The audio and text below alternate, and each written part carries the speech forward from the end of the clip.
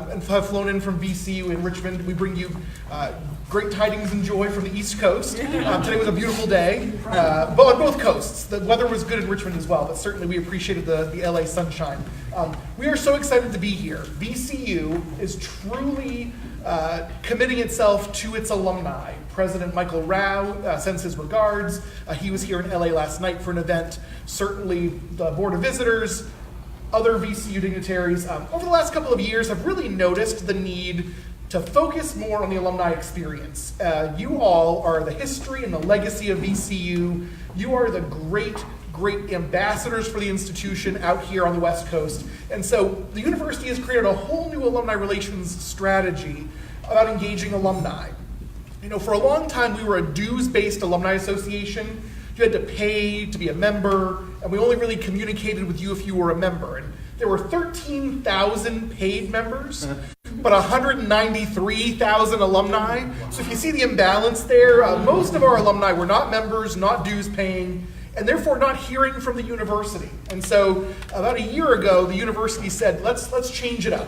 Let's create a model where every alumnus is engaged, where we do programming that isn't just keep that because that's awesome. Let's add to it. Let's also add lifelong learning programming with faculty dealing with arts and culture and research. Let's also add industry networking, not focused on the degree you received, but the industry in which you currently work, which might be of much greater relevance to alumni.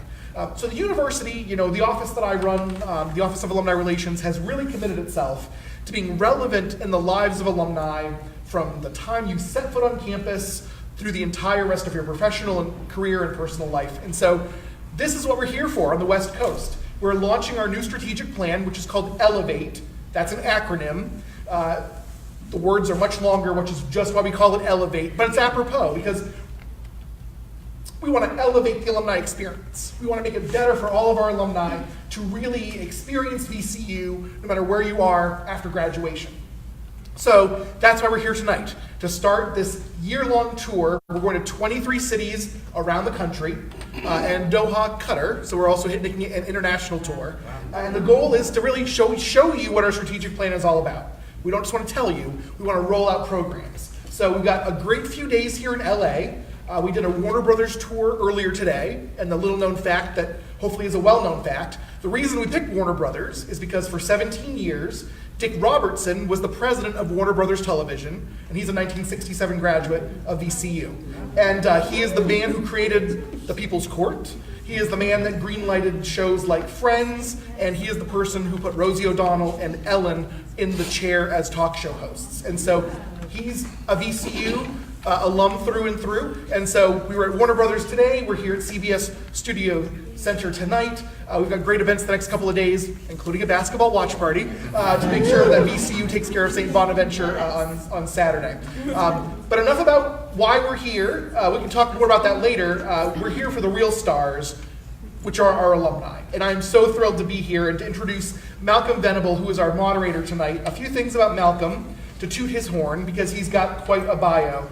Malcolm has work appearing in so many publications. I'll just read a few of them. Entertainment Weekly, Time Out New York, The Washington Post Magazine, and GQ. He is a pop culture and music critic for a number of years. He worked at the Virginian Pilot, and he earned a Best Critical Writing Award from the Virginia Press Association. He is an adjunct professor. For a while, he did that at Hampton University, focusing on journalism, right? So no better person to be our moderator tonight than a true journalist. He has also volunteered his time generously this evening, but also by reading with at-risk youth in schools across the region. He's based here in LA now, and he's a senior editor at tvguide.com. And so I'm thrilled to turn the program over to the capable hands of Malcolm Venable. Thank you so much. I'm really excited. And I should put this in the bio. I should mention that my cousin Marcus Evans is on the basketball team, the point guard for the team. So anyway, I'm really glad to be here, and I think we'll just get started. Glad to talk to you guys, and I want to hold up stuff with a bunch of idle chit-chat, meaningless chit-chat. So I'm going to introduce everybody one by one. First is Lauren Messiah. She graduated from VCU in 2003 with the BFA. Lauren is a professional stylist, an also an author, style expert, educator, and digital influencer. She is proud to have transformed lives with her styling services and educational programs. She started as a celebrity stylist in 2009, but quickly changed the course and began styling everyday women. I checked out her website; it's pretty awesome. When she discovered she had this unique ability to not just work with celebrities, which is a huge thing in LA. I'm sure you know, like even your mechanic has to be like celebrity verified, but she really worked with everyday women and transform their lives through the power of style. She co-founded School of Style to teach others how to break into the fashion industry and has trained more than 4,000 stylists. She is noted and acclaimed by a long list of people: Italian Vogue, Marie Claire, VH1, KTLA, The Huffington Post, have all sought her out for her expertise. So we're happy to have Lauren Messiah here tonight. Next is Jason Butler Harner, an actor, writer, and producer who, I'm just going to cut to the chase, you guys have seen on Ozark. He started in the VCU School of the Arts Theater Department with a BFA in 1992. Mr. Harner has appeared at theaters across the country, in London's West End and on and off Broadway. Recently completed the Broadway premiere of Bernard Hamlet in November, and like I said, Ozark, which is very good. Yeah. He was Roy Petty in Ozark, but in addition to that, has big screen performances in the Oscar-nominated Challenging and the indie hits The Family Fang, The Green. Recently, you might have also seen him on Scandal, Ray Donovan, Homeland, Alcatraz, Blacklist, Law and Order, and it goes on. And Mr. Harner says he likes to tie his ability to create a character. His ability to create characters ties back to the foundations that he got at VCU, so he's very connected to the school and what it has taught him to do. So we're happy to have him here tonight as well. Mr. Chiang Jones, am I pronouncing your name correct? Chiang, sorry. Chiang Jones, 2005 graduate of the VCU Brand Center, the Graduate School for Advertising, the acclaimed Graduate School for Advertising, using his wealth of expertise and knowledge to develop culturally impactful creative platforms for a startup that he is behind called Honey. It's an e-commerce startup, correct? Where he leads an in-house team of storytellers, makers, problem solvers, helping to shape and grow that brand from the ground up. Prior to Honey, Chiang led creative at 72 and Sunny, a very big, fancy advertising agency here in LA. A very cool advertising agency, I should also add. Google, Starbucks, Netflix, and Infinity are some of the accounts that you've worked on. Before that, he worked on supercomputers, everything from supercomputers to diapers at agencies all over New York City. He says that when he's not working, he spends most of his free time either watching Carolina games or trying to convince his wife and sons to watch Carolina games. And so we're happy to have him here tonight. And then the last wonderful VCU alum on the panel tonight is Mr. Brian Roberts. In 2007, graduate of VCU with a BFA. 97. I'm sorry? 97. Oh, He gave you 10 years. That is a big gap. How did that happen? I think that's some trickery on your part. So he's an animator, director, and producer at DreamWorks. He helped create more than 25 VeggieTales DVDs and 2 feature films, and co-executive produced the Emmy-nominated Netflix original series, VeggieTales in the House. He's currently co-executive producer of a new Netflix original preschool series based on one of the DreamWorks animation's most popular franchises. And Netflix is shrouded in such secrecy, I'm dying to know what it is. But also, you are developing the world's first, and this says radically inclusive, but I'm gonna guess is radically inclusive or racially inclusive? Radically. Okay. Because there was another typo about your graduation. So he is developing the world's first radically inclusive children's show, and we would love to dig more into that in a minute, but let's first just welcome Mr. Brian Roberts here. All right, so we're gonna roll through you guys' lives. Again, I'm personally sort of mystified because I had no idea that all of us were here, and there's so many of us that are so accomplished. Grads. And so I first would like to get a handle on, why you chose VCU, and did you see yourself going from VCU into the place where you are now? And either of you could begin, kick it off. Sorry, Lauren. I'll start it off on a weird note. For me, because I always wanted to work in fashion, so automatically I thought I would go to FIT or FITM, one of those places. And my dad's like, well, do you want to pay for your own college or do you want me to pay? We don't want you to move far away. So I applied early admission to VCU. And I was like, if I get in, maybe I'll go. If not, my ass is going to New York. But I got into VCU and I fell in love with how well-rounded the education was. Like, if I continued my dream to go to FIT, I wanted to design clothes for Barbies. So can you imagine if I wasted my whole college education to make Barbie clothes?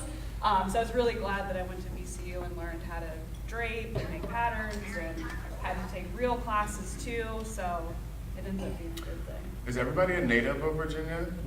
I'm not a native, but I lived from 5 on. I was Okay. from Virginia. I see. And then how'd you choose VCU and why? It was a Hail Mary pass. Literally, I was in Alexandria, Virginia, and I thought I was going to do other things. I had taken a course in my high school course of teaching kids with special needs, and I thought I was going to do that, but my grades were all over the place, and I was the president of the drama club, but I hadn't done a play, I had done this and that. And there's like Virginia Theater, there's a conference, the Virginia Theater Association conference, and then there's like the Southeastern, and because I was the president of the drama club, I had to do that, and I did that, and I got into VCU, but I graduated in 92, so I graduated high school in 1988, so I was like, I had a different idea about VCU. I had an idea about VCU. And then April rolled around, and the only place I had an opportunity to go to was VCU. And I was like, you better save yourself. And so I went, and I really got a great education, and to the extent that like you believe that faith takes place in this stuff, I really believe it's a major part of my story, and part about going to VCU at that time, and the amount of things that we got to do at that time, and not going to fancier school or accredited in a different way school, was that I got to do all these things, I got to discover myself, I got to figure out how to build that up in a different way. So I just was there, I happened to be there teaching this December and giving like a speech for the School of the Arts graduation commencement speech, which was really wonderful, and it was fascinating to be back on campus and to see the students now and to see the diversity of the students now, which is a lot different than when I graduated in 1992, by the way. And it was fascinating because we all have experiences about what that school was like when we were there, and are open to try to understand what it is now while also dealing with the complexities of our own daily lives.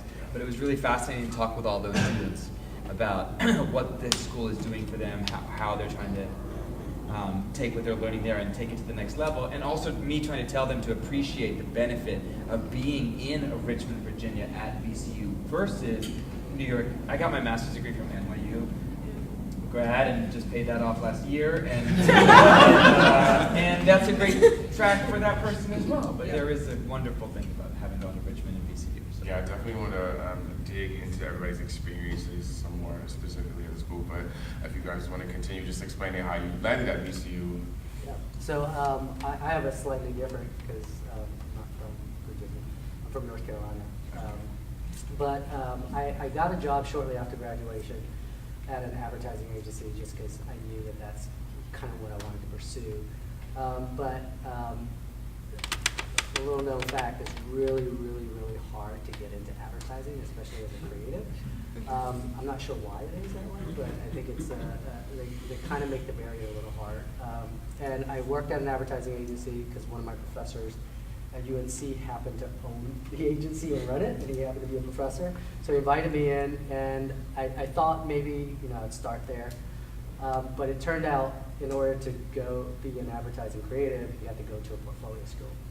Just so happens VCU Ad Center at the time, now Brand Center, was the preeminent school graduate program, and it came with a master's degree. And so I talked to some of the other creatives at the agency, and they all recommended it. people who went to other portfolio schools were recommending VCU instead of their portfolio schools. So it was just kind of like, okay, I gotta get into this portfolio school. Applied, was lucky to get in, and it was just like a 2-year, super immersive, just like late nights, and you're just kind of in this bubble. And we were located downtown near Shaka Bottom, so we were kind of a little separate from the main campus. But they did a really good job incorporating like kind of MBA kind of classes with it on campus and kind of integrating us within it. I think they've done a really good job of being more integrated. But it was invaluable.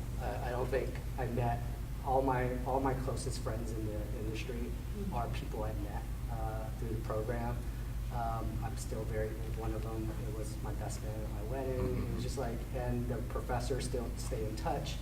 And I think it's just a great program. And I still recruit people straight out of there. I don't even go anywhere else.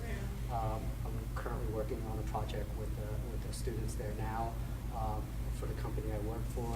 And it's just like, it continues the tradition. I think it's a great program that does amazing things. Wonderful. So for me, I had a lot of direction in my career, knowing what I wanted to do. When I was a sophomore in high school, I decided I wanted to be an animator.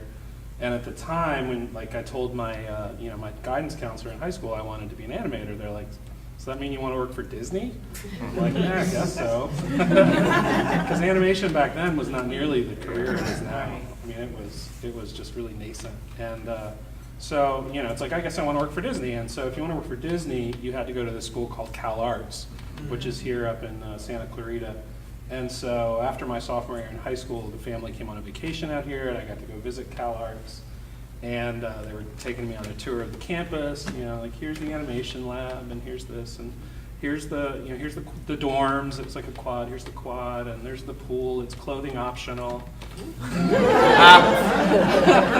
And me being this sweet, sheltered, innocent Southern Baptist boy from Richmond, Virginia, I was like, I'm out.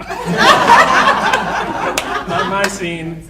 And that, and the fact that even back then it was $25,000 a year, and my parents were like, "How do you think you're going to pay for that?" And so, I only applied to one other school. It was Savannah College of Art and Design, and visited there, and it was fine. The thing at VCU at the time is they didn't have an animation program, an animation degree. I was able to kind of cobble one together between illustration and film and graphic design. And so then in my sophomore year at VCU, decided I wanted to work on VeggieTales. And after I graduated, I ended up doing that for 17 years. So I think, first of all, great stories. It's nice to hear people's trajectory and how you chose the school. But I think, Jason, you kind of touched on something, the insight. I think for some people, VCU can kind of maybe not seem like as flashy or sexy as an NYU, what have you, but evidently all of you doing pretty well, it seems like. And additionally, I think you're all representative of the fantastic departments the school has. I mean, fashion is a big deal, the Brand Center is a huge deal, the arts department is a huge deal, the theater is a big deal.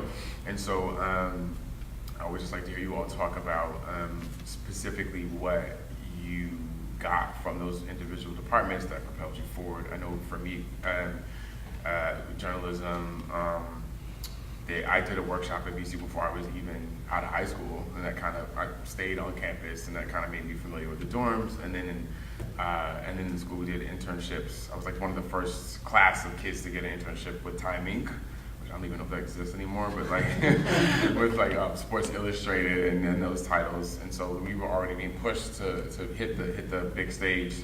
So just like to hear you talk about what things in your department or in your actual trajectory, pushed you to where you are now. Anyone want to grab that one first? Or are we going down I'll the take that line? one first. For me, it's really clear what VCU did really well then, and I think does even better now, is that they forced us in the art school to focus on first fundamentals and then ideas. So it was never about learning how to use, back then we barely had software. I was kind of the first generation that even had good computer labs. But it was never about like, this is how you use this piece of software. as the driving factor. It was always about what are your ideas and what are you trying to communicate and what's the story, even if whether it was an illustration or whether it was an animation. And so, there's a lot of schools even now that really focus on this is how you press this button and use this piece of software, and this is how you, turn on this camera. But VCU, both through the Art Foundation program and then through the rest of my years there, really focused on the ideas and the craftsmanship, not on the technology or the pushing buttons. Yeah, that's a good point. I think the foundation, like before I even got into the fashion program, you had to do a year of the general art stuff, and you still had to take other classes. And at the time, I was like, really? I have to take anthropology? Like what? Or why do I have to take that stupid class? Math? I thought I got out of that. But looking back, like that was so good, because now really the things that I learned in college, like I don't really use them for what I do now. But my career took kind of a winding path where I went in dead set that I was going to be this amazing designer, and I got to learn so many different things. And once I got out, I was like, oh, being a designer sucks. You don't make any money. This is horrible. But because I had that foundation, I was able to work in tech, and then I was able to work for startups, and I could work retail, and then I got into styling, and I had the foundation to start my own business. And if I didn't take like the normal boring classes, I couldn't have what I have today. So I think I would have been robbed from that experience if I didn't have such a well-rounded education at VCU. I had a similar thing too, where I know the curriculum has changed a lot since we were in school. Michelle and I were in school at the same time, and but we had to do a year of set construction, costume construction before we could act. And they've changed that for reasons that are, I'm sure, understandable. But I really always look back on that because besides the fact that I can sew some stuff and fix some stuff, and like I really know some brass tacks things, I also have a genuine appreciation for like the machine, and this is my cog in the machine, and how I have to protect what I do, but also how I can help everybody else. It's a major part of who I am as an artist and a business person, about like respecting people, giving them the space to do what they do, and understanding its function, and also how I can help, not help, get out of the way. And I really appreciated that. And also similarly, we had to take art history courses, and it changed my life. Like it actually changed my life. Knowing about Giotto blue, I always say the same references, but like Giotto blue, knowing these artists, which my family was they didn't have a lot of money. My dad was the first to go to college in a small town in upstate New York. My mom was the brains. She got us to Virginia, which was a step up from small town to suburban DC by doing not-for-profit work with United Way of America. And then it was like a new dream for me to go to college. So it was like anteing it up in a different way, but it was that education in a safe enough space at a time where I thought, I better take care of myself here, or else I don't know what I'm going to do for my future. And it was intimidating, but it wasn't so intimidating that I couldn't rise to the occasion, which I think is a very unique opportunity that VCU offers. And that's why I like talking with all of the design students as well. And like, that's why wardrobe people are always like, you hang your clothes up. It's like, okay. But I appreciate that. And it was interesting to talk with the students recently where I was like, there's a scrappiness, for lack of a better word, not that I am offended by that word, but there's like a tenacity of like, I have to solve it, I have to fix it, I want to fix it. That is part of the VCU experience with all this incredible talent and education that's there that I think is really valuable, which I don't consider it a deficit, that it's not whatever, an Ivy League or this or that, because the experience is unique to it, which adds to the humanity of being an artist. So I like that part. It's really interesting to hear your guys' experience because, like I said, I felt like our school was separate from it, but all of those foundational things you're talking about, all the craft, it was a shared experience even in our program.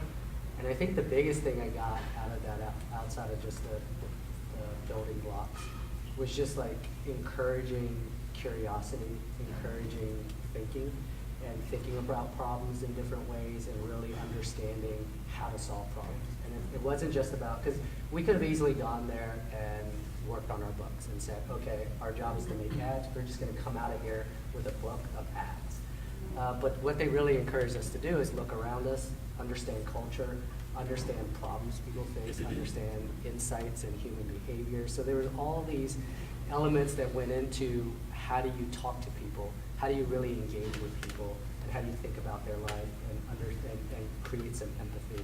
And that really helped me throughout my career, because whether I could have easily transitioned from being a creative to now where I'm more business focused, and all of those same skill sets apply now in a different setting.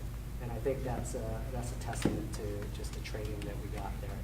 And I think that's what I love about the kids coming out still. It's just like, I know whether they're great designers, great writers or not, I know they're great thinkers. And that's what I value above all else.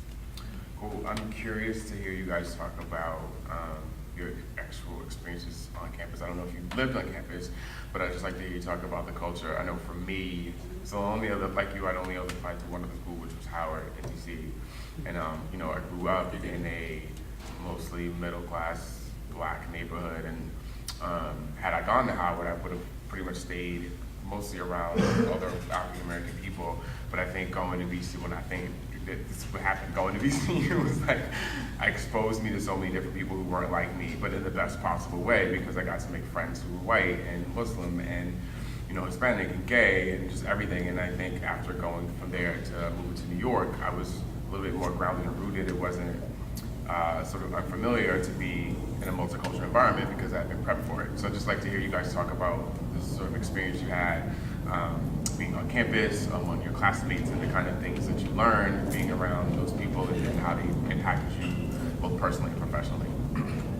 I would say, first of all, just to clarify, I did apply to other colleges. I just was rejected. I mean, I was a mess. I'll apply to Oberlin. If I don't do the essay, they'll understand. I was that guy. And, you know, it was a very different school. It was from Alexandria. I went to T.C. Williams, which was 66% African American, but, you know, it had a phase system, which basically ultimately segregated it except for gym class. You know what I mean? So, and then also at that time at VCU when I was there wasn't a lot of color in the program. Like it was there wasn't. Like there was I was making a joke with Michelle, whose cousin was my roommate, coincidentally, Keith, and there wasn't a lot of color. So it was interesting in terms of it's always interesting in terms of play selection and what you're learning and stuff like that. But then the education was less cultural. Now it's much more vibrantly diverse immediately than it was when I was there. It was diverse, and obviously there were people of color around, but not to the same degree that it is now when I was just there in December. And do you feel like in the theater department in particular maybe it was less diverse when you were there? Yeah. I mean, there were gay people, but it was like in the 80s and 90s, and also Southern in the sense of where does that sit with you, but in terms of actual color and stuff, it wasn't quite as much. I saw it around the rest of the campus, per se, but in the department, I don't know, I remember five people of couple, people of color there at the time. Was it like because I'm from a background, I think it was like 14% or. Oh gosh, I don't remember. I don't know. I mean, it was a lot of African American, but I don't think it was over 20-something%. I mean, you definitely felt like also that the city of Richmond has changed so much, Right. especially in the last 6 years. It's crazy. When I was there, I worked at a hotel in Shockoe Bottom when people didn't quite go down to the slip as much. And Happy hour. yeah, exactly. For the But you had that feeling of I know sometimes that world between the MCV campus where I lived for my first semester to the VCU campus, going on Broad Street, you were nervous a little bit. You were like, I'm not walking this. I looked about 12 years old. I was like, this skinny ass is not walking home. But, and I don't know how much you would now, but it's a very different feel now in the city. What about the rest of you? Just your cultural life on campus, the people that you met, how did that impact you personally, professionally? I did a lot of drugs in college. I don't remember a lot.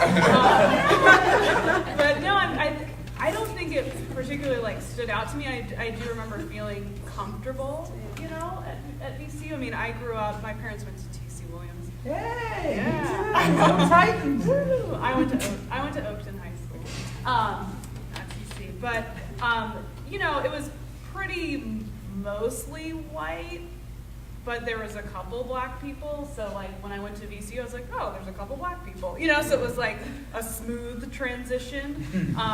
But I feel like I definitely got a lot of culture from like the grittiness of Richmond in 2003 when I graduated.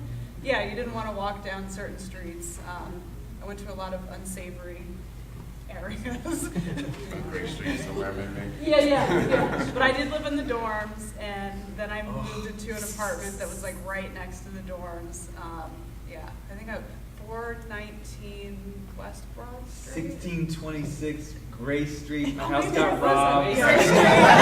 Maybe it was. I was Yeah. upset about the $250 a month co-rent. Yeah, I lived in the living room. It was a 2-bedroom. It was a glamorous time. Yeah. What about you two on the end there? How was your sort of cultural experience at VCU? People you met? It was interesting because like it was the first time that because I went to UNC, which was another state school. So you moved to Richmond to go to the Brand Center? Yes. Yeah. So you know, it was all another school that was just like basically more Southern people. So coming to Brand Center was the first time that I was exposed to just like people from New York, people from LA, people from Minnesota. Like our class was so diverse, and because they were picking people from different areas. And so it was really my first exposure to like city people, city viewpoints, city, like all of that stuff. And I've broadened since then, obviously, living in New York and LA. But it was really interesting. It was really interesting to find out, like, you know, I think like eating different food, just being exposed to different kinds of music and different kinds of art, all those things that I just didn't pay attention to because it wasn't in my viewpoint.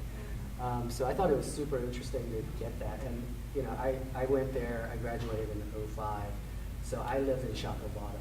So it's funny to hear you guys talk about Chateau Bottom. I lived in one of the converted lofts into Wow. thing. Whoa, you're very cool. It wasn't that nice. When it rained, my entire wall was wet. But I was also there the year that it flooded. Oh, And the entire thing got wiped out. So I was like right across from where the farmer's market was. Oh yeah. So my apartment got entirely flooded, had to move out, didn't have a place to stay for like a month. It was just like not planned well at all. So it was, but I think getting back to the question, I think it really did expose my kind of worldview and expand it. So I thought it was it was great. I was a commuter student, so I had a different experience. You know, parking like way on the other side of Broad Street and having to walk all the way over to what was it, Anderson Building. It was on that side of campus, but yeah. So you know, there's still some good friends from VCU that I'm in touch with. A lot of them are folks that I worked with at King's Dominion as a caricature artist. That was more of my squad. Let's see. I guess if you could maybe have tweaked something or changed something about your VCU experience, can you share what that might have been, if anything? The experience, or just like like So yeah, like education-wise? Or yeah. What do you think? Maybe there could have been something that you wish you had learned that you didn't, or would you wish you would have been a commuter instead of living on campus and doing so much drugs? Like how?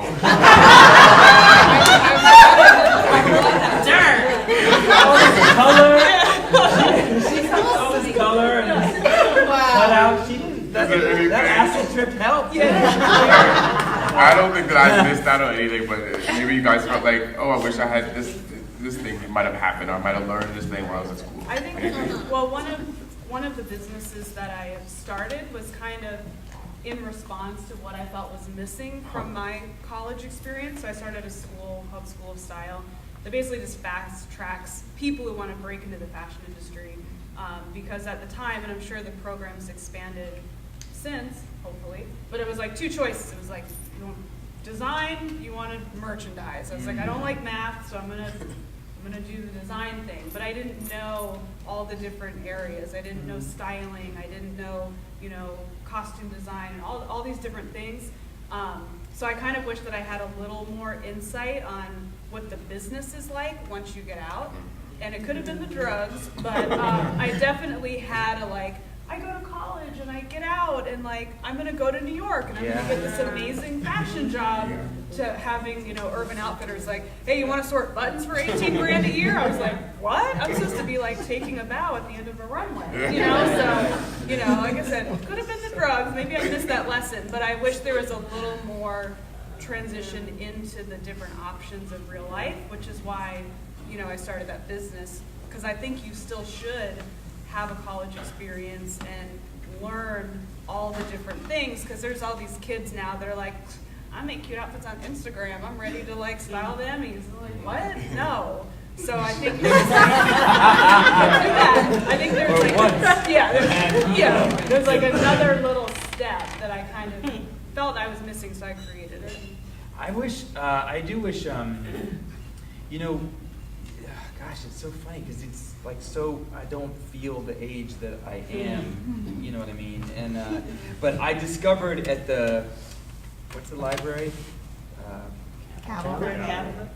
Is that what's called, the main one right there that now has that? Okay, so I discovered these tapes down there that somebody bought but nobody watched, these RSC tapes on acting Shakespeare with Judi Dench before she was famous and all these people.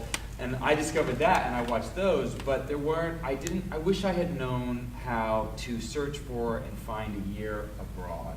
I had a certain kind of experience. I started doing plays, getting paid to do plays.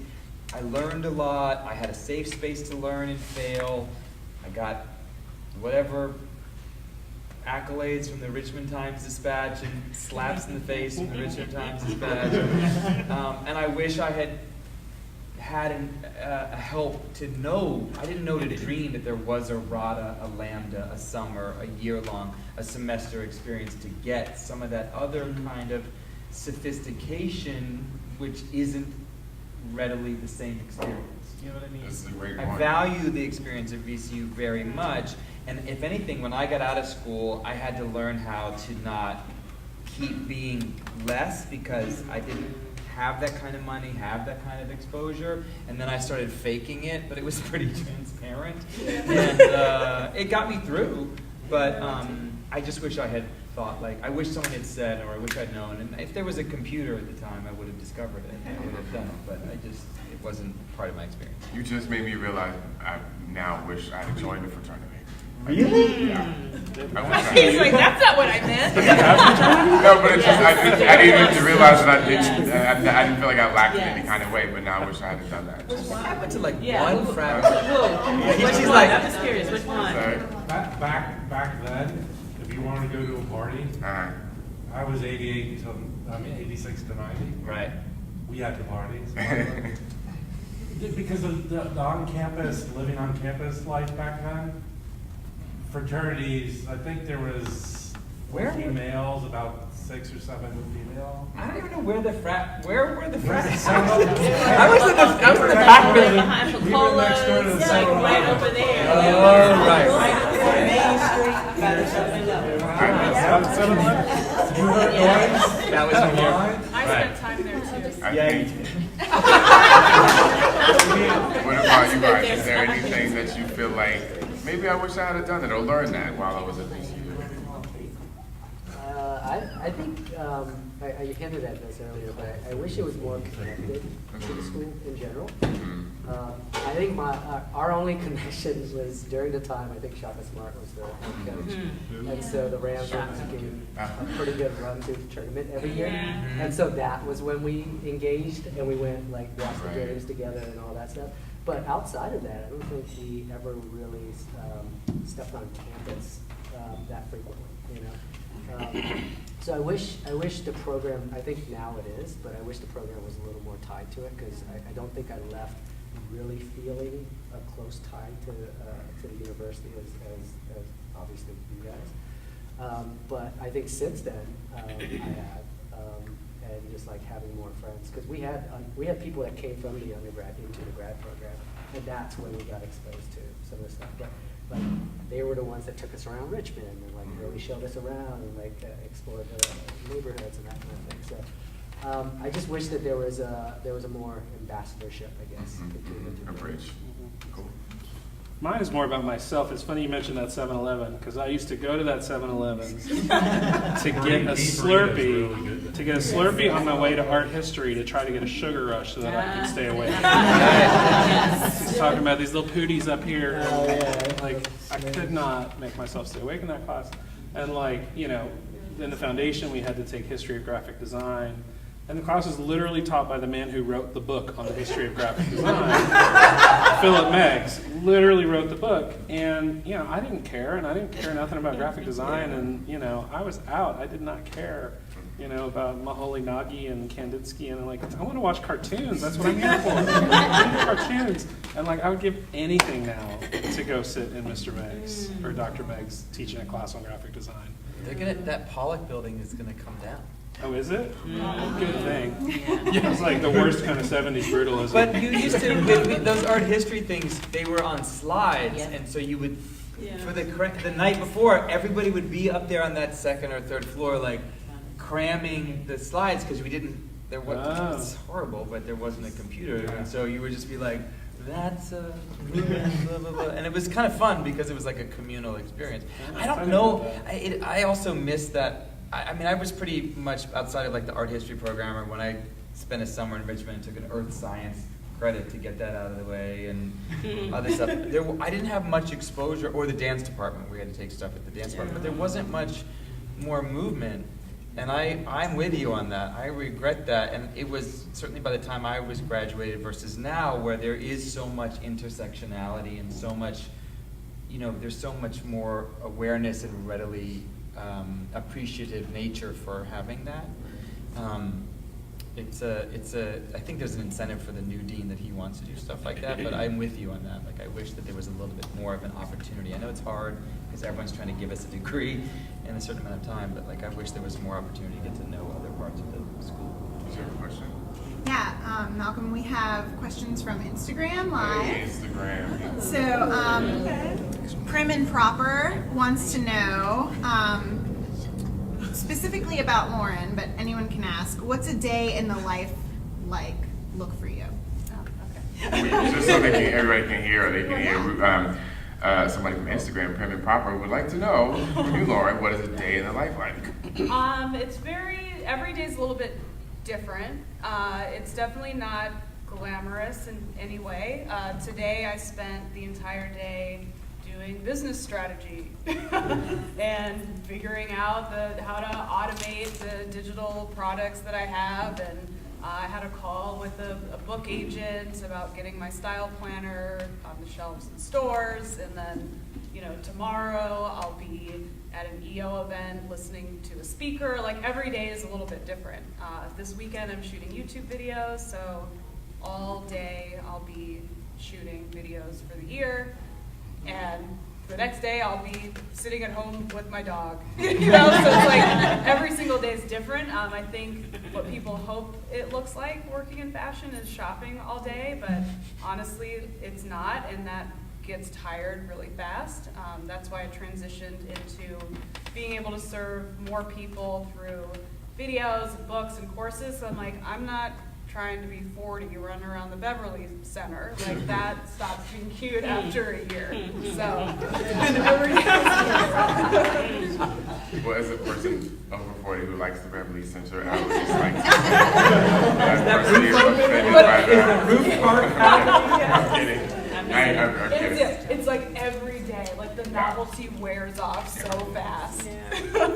Like, ooh, I'm in Barney's again. What do you freaking do? I don't care. Any more from our digital friends in the Yes. internet world? Can we hear that from everybody? I'd love to hear just day in the life. of everybody. Yeah. Oh, Oh, yeah. It goes to, my life goes to, like, I don't have children or a dog, but my Instagram is full of a lot of my friends' dogs. I travel too much to have a dog, but I really want a dog. Wags and walks, everybody. I don't know if you follow on Instagram, but I want to rescue a dog from wags and walks. Today, it moves around a lot. Like when we Ozark shot in Atlanta, so then I was in Atlanta for 6 months on and off, and I could come here and go home or go there. And then I did a play on Broadway for 6 months, so I was in New York City, and that's a very different kind of regimen of energy and voice and all that stuff. And then now I'm back, and it's what is an idea of pilot season. So today I had like 2 producer sessions and prepared the auditions, and I'm trying to figure out how to repair the sidewalk in front of my house and get a tree removed that the city does not want to remove. So, that was today. It varies day to day. I just came off a production, so we were shooting 8 TV spots in 2 weeks, so we were shooting every single day. And what's different from my role now versus when I was at an agency is kind of I've been tasked to build essentially an agency within a company.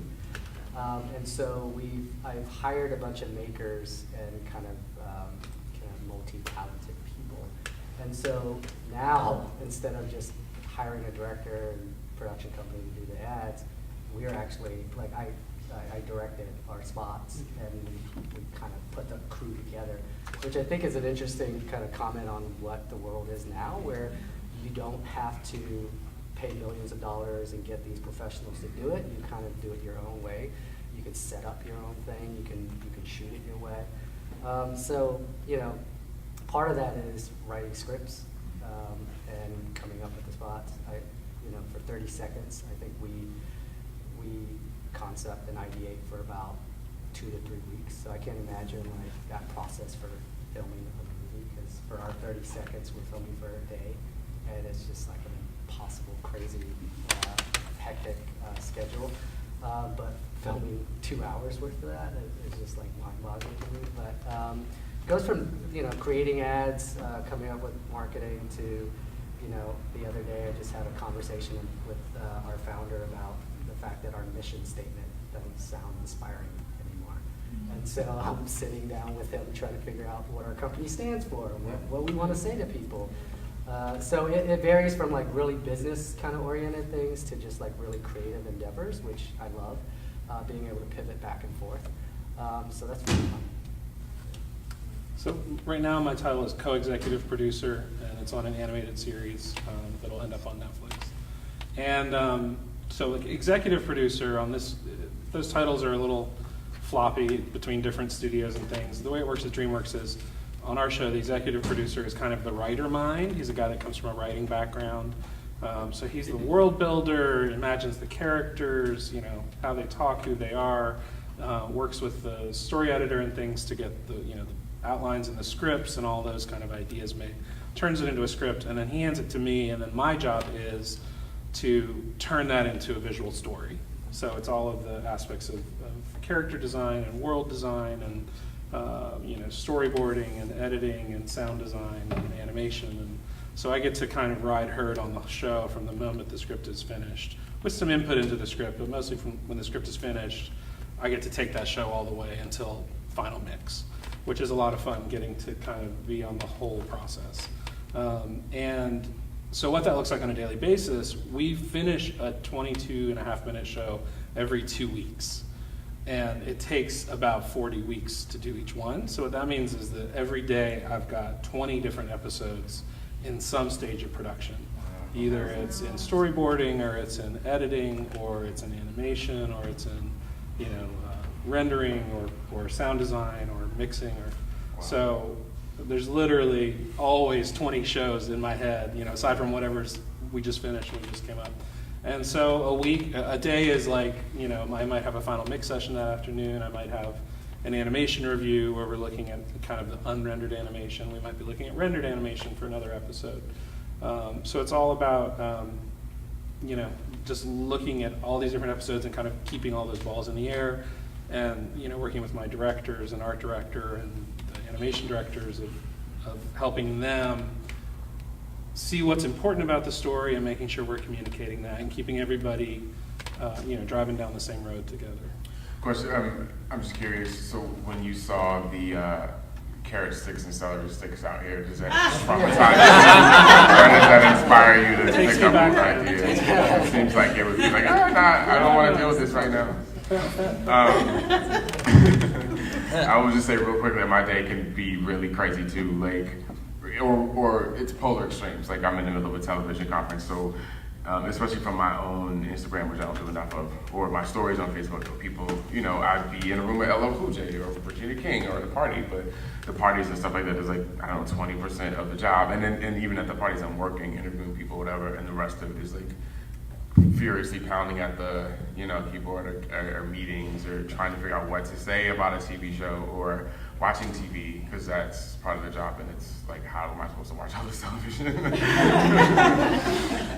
So I think we're gonna make sure we allow everybody to ask questions, but I'd like to throw one more to the panel, which is just in terms of like going back to Richmond now, and VCU specifically. It sounds like everybody has had some, at least little bit of time going back specifically on the campus to be there, and I just would like to hear you talk about being back on the campus and the ways that you see the school now, and how you feel about it, and your thoughts about stepping foot on that campus. What do you see, what do you feel, and what would you like people to know about your school?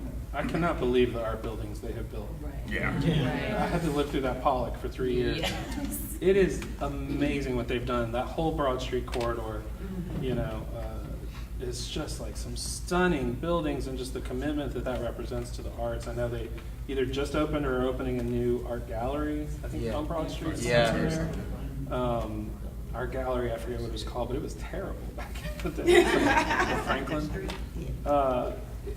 Just the commitment that infrastructure represents to the arts, and represents BCU's commitments to the arts, is incredible. Anyone else going back to VCU? Y'all haven't invited me back. What's happening now? I know. My brother went. Okay. He went to VCU, and like I was like, what? It's all like there's stuff to do, and it's fancier. So I didn't, you know, I got the good old down home crusty VCU. I like to keep that memory alive. I got the. Yeah. All we had was the Pollock building. So I'm heartbroken they're tearing it down. They're getting there's a fundraising effort for the Performing Arts Center, and then that dance building, which is just held together by wood glue. Did anybody do dance? Are there any dance programs? You did? That was the worst program. You guys would have like half credit classes that had like 15 hours of rehearsal every week. Literally one of It my was classes. the worst program. I mean, it was a wonderful program. you guys were the hardest workers. I took African dance, almost minor dance, and I had one of my classes was called the Fielding Crafts Method, which is about sort of like being in your body. And I remember going back, it's mirroring what I was saying about earlier, my own experience growing up in a kind of like kind of secluded environment. One of my homework assignments one time in that class was literally to roll down the hill. And I think the weekend before that, he was like, I just, your homework is just to breathe. Chris Burnside? Yes. Yes. I love him. And he told us I remember he told us the problem was to breathe, and I'm like, I don't know what I'm supposed to do with that. Like, Did he tell you where to breathe? No. You wouldn't remember. I actually vaguely remember like breathing in your body, and I was like, this is how you breathe. Like, breathe into your arms. Like, what? And it started to make sense. So I was a very short, heavy kid, and at VCU I grew like 6 inches and stuff, and we had to take movement and contact improv, and he told us in the first year like to breathe through our assholes. I figured you were talking about something. That direction did not open my asshole. But you know what I mean? I sense that there was something embarrassed when I do that. But the campus, like, it was fascinating. I mean, this week in history alone about what's happening in Virginia and Richmond and then the people in power there is, it's all part of the package. It's all part of the package, that Monument Avenue and those things. Like, it's all part of the package, which if you can find the right lens to see it and to activate towards it is also part of the experience. That's a really wonderful point. You actually made me think of something else too that I want to ask you guys. Is there any other person that you remember as a character like that? Does any one professor maybe stand out as somebody that's like so larger than life that you can't forget? I also had Wilma Wirtz. She was a journalism teacher, and she was an older white lady, and she was so nice to me, and she was so supportive of me. She was so cruel to everybody else. They call her WW3 was her nickname. She was brutal to everyone, but she was so supportive to me, and I'll never forget her. Is there anybody else that like really shaped you? Miss Holly. She did the pattern making class. Half-inch seam allowance, half-inch seam allowance. It's like the only thing I remember from that class, but like everyone would say it. We're like, Miss Holly, how much seam allowance? Half-inch seam allowance. I had a bunch. So at the time, there was Liz Hopper, who was the head of the costume department, and coincidentally, her husband, Gary Hopper, was the head of the acting department. And Gary was like he still is, a very sprite-ish guy, but I've really learned the fundamentals of acting through him, and it was a very specific, rigorous thing, which my 17-year-old brain needed it. And then I made 2 left sides of a horsehair vest, blue wool linen, Bellman's jacket for a costume. I made 2 left sides by accident, and Liz Hopper handed me a seam ripper and was like, "You will never do this again." But she failed me for a class of costume design because I had done all of the others, but I'm just a procrastination person, and so I hadn't finished the project, and she's like, "I have to fail you. You didn't do it." And it was an invaluable lesson for me. Similar, there was a guy, Dr. Kenneth Campbell. He was like the old school, like white-haired professorial, did like all the classic stuff, and we had this semi-arbitrary assignment in our senior year to memorize a 30-minute story and tell it, and it was what it was. I rose to the occasion by doing an extemporaneous story about Procrastination Boy, and he was like, "Procrastination Boy doesn't cut it." And I learned a lot. Anyway, I remember those things about how I solved the problem and when I failed myself. I had this one computer graphics teacher. I can't remember his name. I want to say it was Ben. He ended up going to New York and doing like big time stuff a few years later. But I was in this really transitional period in animation and in kinetic media, where like when I started, we had these old Macs and then this old Commodore Amiga computers. Which I had been using for years at that point because I bought one in high school when I decided I wanted to be an animator. So I walked into the Amiga lab for Computer Graphics 1, and the teacher had never touched an Amiga before. And so I talked to him after class, and I'm like, "What should I do?" He was basically like, "Yeah, you don't have anything to learn from me. So here's the deal: like, you can drop the class and do Computer Graphics 2, which at that time was an even worse class." And so anyway, he's like, "Or you can go use the good Amiga in the closet and stay in the class and do whatever you want as long as you help the other students when they have a question I can't answer." So I took him up on that, and then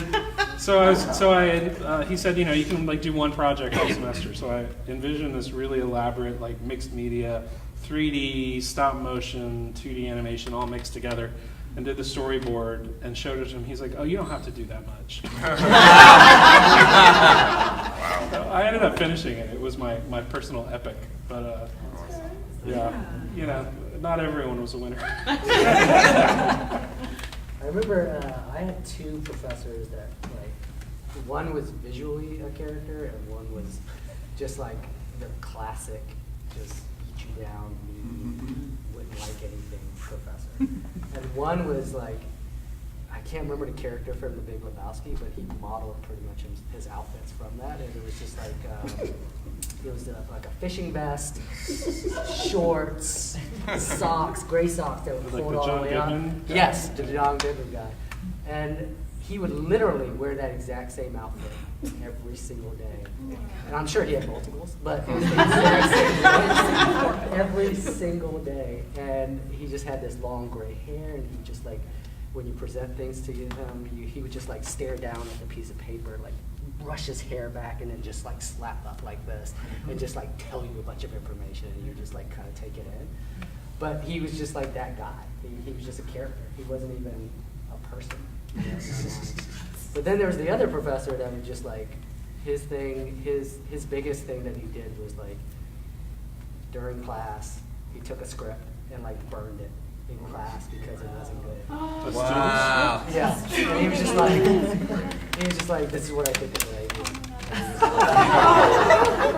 And like, that's just his thing. And so you're walking into class like, and he's a super, super famous creative, like wrote a bunch of the original Nike, like Charles Barkley, Bo Jackson, all those spots. And so you wanted his respect, but he was not giving it. Like you had to earn it. And so if you like got a nod or even just like a handshake at the end of the day, you were just so happy. All right, I think we want to allow folks to ask some questions now. If you have some. We have another question from Instagram Live, Instagram. which is, what are some of the perks of your job? Some perks.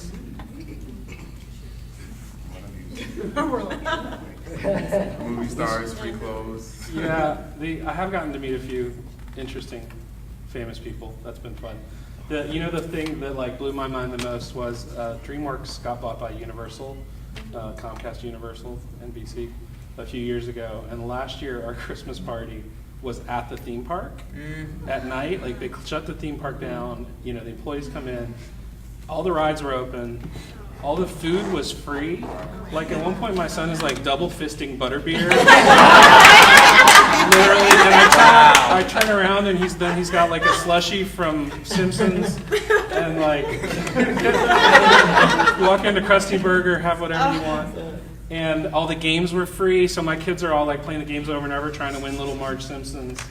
And like I was like in that moment, I was like, if you had told my 10-year-old self that someday I was going to be at a private company Christmas party at Universal, I would have been so proud of myself. Yeah, I think advertising has become a game where there's a talent shortage, and so they try to do everything they can to keep you. So at 72 and Sunny, they had beer taps on. So we had three levels of offices, and at every level we had beer taps that were open all day, wine taps that were open all day, pantry full of food and snacks because you were going to be there late, and basically free food at night because you were going to be there late. And like I think it's so interesting because like you know why they're doing it. But at the same time, you're like, I'll take this beer. So like, there's interesting perks there, and then there's you go on shoots, and you get to fly to these really interesting places, and you get to meet some interesting celebrities. I got to shoot with Blake Griffin and DeAndre Jordan at one point, and just kind of hang out with them. So there's definitely perks. Comes with a lot of late nights and hard work, but it's fun. I mean, I like. This is gonna sound so pat, but I like acting. I like acting, and I like acting best when it's a community all doing it together. I know I have skills to deal with jerks and people who only understand it when the light is on them. And that means I'm happy. I'm happy when I'm acting opposite Janet McTeer on Broadway doing a play where we're rolling around, making out, fighting, and I'm feeling great. I'm happy when I'm being dragged down a river in Atlanta with one eye open, trying to figure out, like, there's parts where you're like, I mean, I've done it long enough that I have moments where I'm like, this is the craziest job in the world. I love it. And then there are other times I'm like, this is the dumbest job. I'm in an alley at 3 a.m. trying to cry over something dumb. So it's fun. And I really right now at this stage in my life am so happy I had this thing that happened on Friday, coincidentally, all different things. friend of mine wrote an episode true to her life. She's a writer who's done really well on Grey's Anatomy. Elizabeth Finch, very outspoken. Her episode aired, which is true to her experience of her cancer and what that means.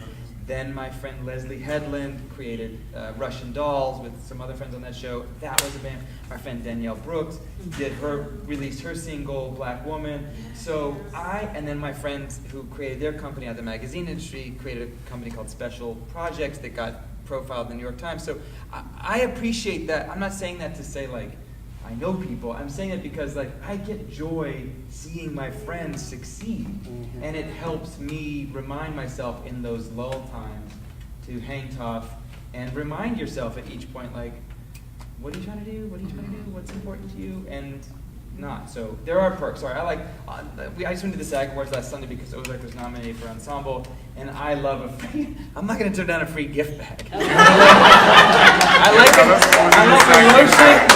I like a hair product.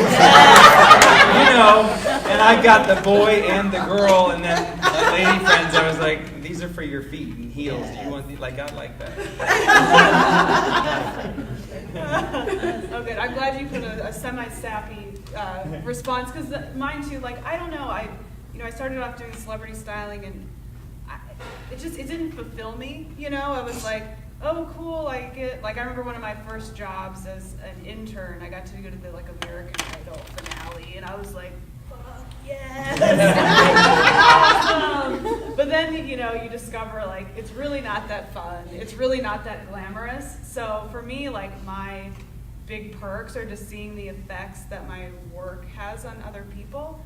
I did this makeover contest. So I do this thing, it's called a Style Awakening Challenge, and these women, they go through these 10 days, it's like personal development, but with style. And one woman, I had the finalists, and they had to submit a video to win a makeover with me. And the woman who won, she just had a hard freaking life. She was homeless, and she got out of homelessness, and her daughter committed suicide, and dressing up to go talk to her therapist was the only joy that she had. So engaging with the content, learning how to dress herself and be happy, I'm like, that's a perk to me. It sounds really corny, but it's you get so many gift bags, and it's just you throw it away. You get so many pieces of clothes mailed to you, and you're like, who cares? It's stupid. So it's that stuff, I think, is what makes you keep going in your career, because being an entrepreneur especially, or being an actor, anything where you have to hustle, it sounds corny, it's exhausting. You need something more than but I'm sure seeing your son double fisting, that's amazing. I want to go to I haven't been to Harry Potter Land. Right, so that's amazing. Next time. You have to pass down joy, but I want to go. so that's kind of my little perk. One of the other Instagram questions was, what is the challenge in your industry? So what is something that's challenging your industry the most? Well, I'm going to answer that first for my industry. Sorry, Money. professionally or the industry? or all right, we'll take it over. We'll take Take your own spin. I would say professionally. Because digital media, nobody knows how to make money off of it. So that's easy and quick. Everybody's worried they're going to get fired. I would say in the styling industry, the biggest challenge is so many people want to do it, and they haven't taken the time to appreciate the craft of what it actually is. I sound like such an old lady, but these darn kids who want it now. So I think it's diluted. People aren't paying because they know somebody's going to do it for free. So that's been a challenge in the industry, kind of separating the real experts from the fake experts. Yeah, I think similarly, saturation of content is a real challenge to do.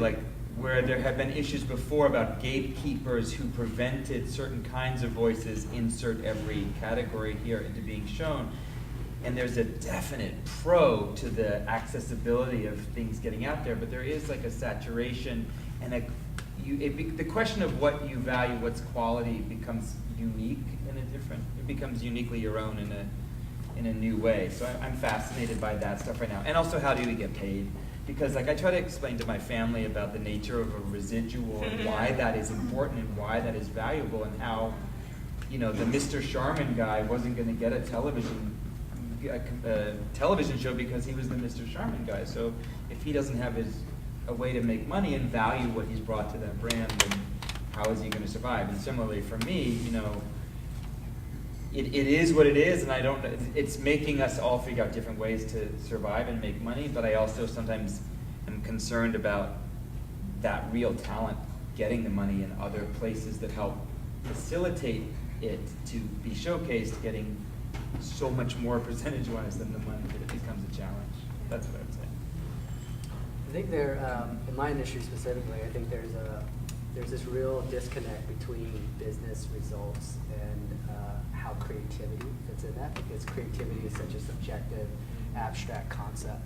Like, how do you put monetary value on an idea, especially when you want to measure it? And so, like, technology has helped us. Like Facebook, you can measure a bunch of stuff. Google, you can measure a bunch of stuff because you know how many people are clicking, how many people are looking at it. But I think what's happening is agencies are starting to lose the battle, and so companies think, oh, I can just like bid it out to the cheapest person. It doesn't matter. I don't value the creativity in it. I just want the content. Whoever can provide the content in the cheapest manner, that's what I want. And so I think it's incumbent upon creatives to be able to translate what they do into value, and translate how you might not see it in direct results, but you see it in the long-term outcome of, do people like your brand? Do people actually want to watch your commercial, or do they just ignore it? So I think there's a lot that goes into it, and it's a big challenge. It's a challenge that's been kind of brewing, but now with the advent of technology and making it so easy for creators to come from anywhere, I think it's becoming harder to place a premium on creativity. So I think that's going to be a continuing thing that we struggle with. So working in animation and kids animation in particular, it's an exciting time right now because there's so much content getting made, but there is so much content getting made. So just number one, just standing out and being different. But more than that, we've always, media's always talked about these gatekeepers, there's gatekeepers. It used to be, the big networks, and then it was the cable channels or the newspapers or whatever. And the thing is, there's still gatekeepers, except on YouTube where anything goes. The problem on YouTube is, you could spend a year making the most beautiful, touching, poignant animated film, lovingly crafting every frame, and you're always going to lose out to the kid getting a crotch shot from a baseball. Right. Always. So in doing something that takes time, YouTube is not the platform for you.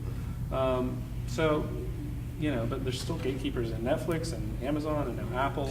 But even once you're on there, Amazon has a lot of kids shows. None of them have broken out into like a big, movement or huge thing. It's like Disney and Nick still have that locked up. So even though there's a lot of stuff getting made, I think it gets harder and harder to stand out and to really make an impact.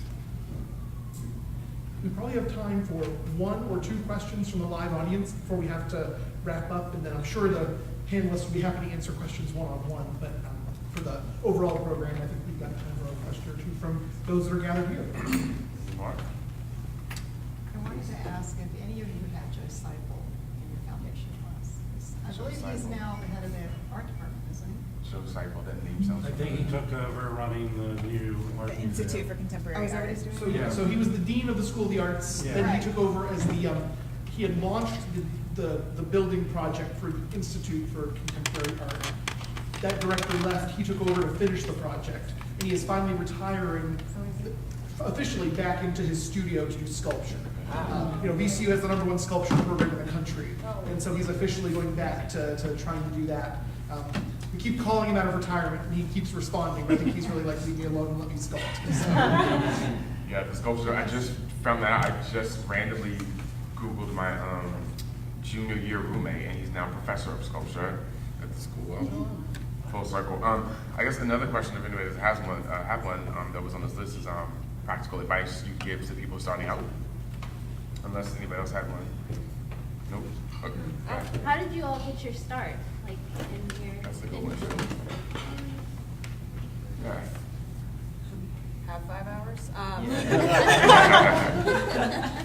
I would just say, I guess it couples with the advice question too, is to just be very open. I think I had like the rude awakening when I got out of college of like, wait, where's my dope job? You know, like I wasn't quite sure how college worked. I thought it was a slam dunk. So I ended up like working retail, which was a bummer after getting a college education. But it was something that fueled what I would later do. So I worked retail, then I ended up working at AOL and did some stuff in tech. I moved to California, worked for a tech startup, moved to a fashion tech startup, then took some internships for celebrity styling, quit my job, started my own business. You know, so I just kind of like made these different moves. So, you know, my advice would be like get the full experience of college, like the drugs, you know, the classes, the people that you meet, like everything, all the parties, all of it, because it's an experience, and you're going to get these little nuggets that might turn into something else. You know, I haven't designed anything, but I have a career like far beyond my wildest dreams because I was just open to whatever the next thing in front of me was.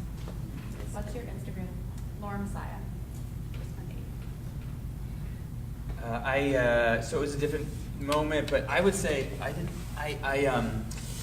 did a bunch of plays when I was in school there, BCU and stuff, and then I ended up going to, there's an apprentice program at the Actors Theater of Louisville, which was, at the time they had the preeminent new American playwriting festival.